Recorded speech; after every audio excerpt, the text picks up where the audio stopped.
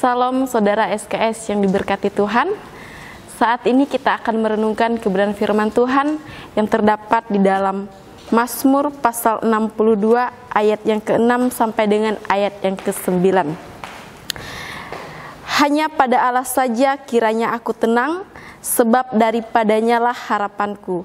Hanya dialah gunung batuku dan keselamatanku, kota bentengku, aku tidak akan goyah. Pada Allah ada keselamatanku dan kemuliaanku, gunung batu kekuatanku, tempat perlindunganku ialah Allah. Percayalah kepadanya setiap waktu, hai umat, curahkanlah isi hatimu di hadapannya, Allah ialah tempat perlindungan kita. Bapak, Ibu, saudara-saudari yang dikasihi Tuhan, kita akan merenungkan kebenaran firman Tuhan ini di bawah satu tema, yaitu dialah keselamatanku. Kita sebagai manusia yang ada di dunia ini, kita pasti ingin diselamatkan. Kita pasti ingin hidup kita memperoleh keselamatan. Dan untuk memperoleh keselamatan itu, maka banyak hal yang dilakukan. Banyak hal yang diperoleh untuk kita bisa diselamatkan. Jadi, dalam firman Tuhan ini mengajarkan kita hari ini bagaimana kita melihat bersama-sama dalam Mazmur Daud ini dikatakan bahwa hanya Allah lah sumber keselamatan kita. Hanya kepada Allah saja kita akan mendapat keselamatan. Ya, dari firman Tuhan ini juga kita mau melihat bersama-sama dikatakan bahwa hanya pada Allah saja kiranya aku tenang, sebab daripadanya lah harapanku.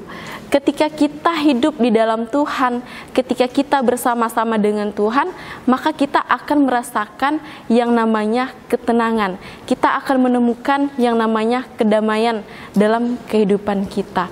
Bahkan bukan hanya kita mendapatkan ketenangan, kedamaian, tetapi dikatakan juga bahwa di dalam Tuhan ada harapan. Ketika kita mendapatkan kondisi yang tidak baik, dalam situasi yang tidak baik, dalam suatu permasalahan, pergumulan yang kita hadapi.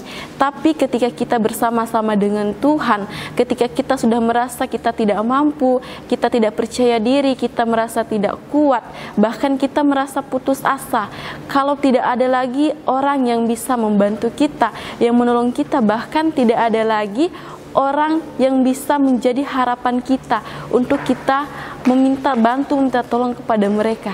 Tetapi kita sebagai orang percaya, kita harus yakin bahwa Allah lah yang menjadi harapan kita, satu-satunya yang menjadi sumber kekuatan kita. Karena apa? Karena Allah ada bersama dengan kita. Bahkan bukan hanya itu saja, Allah juga menjadi kekuatan bagi kita. Dikatakan dalam firman Tuhan ini bahwa hanya pada Allah ada keselamatan. Artinya bahwa tidak ada hal-hal lain, bahkan tidak ada pada Allah lain kita akan menemukan keselamatan selain daripada Allah itu sendiri, selain pada dari Tuhan Yesus itu sendiri. Ya, Bapak, Ibu, saudara-saudari yang dikasihi Tuhan, di sini juga dikatakan dari Mazmur Daud ini bahwa kita sebagai orang percaya, kita harus percaya setiap waktu. Kalau kita mau memperoleh keselamatan, kalau kita mau diselamatkan, maka kita harus percaya kepada Allah.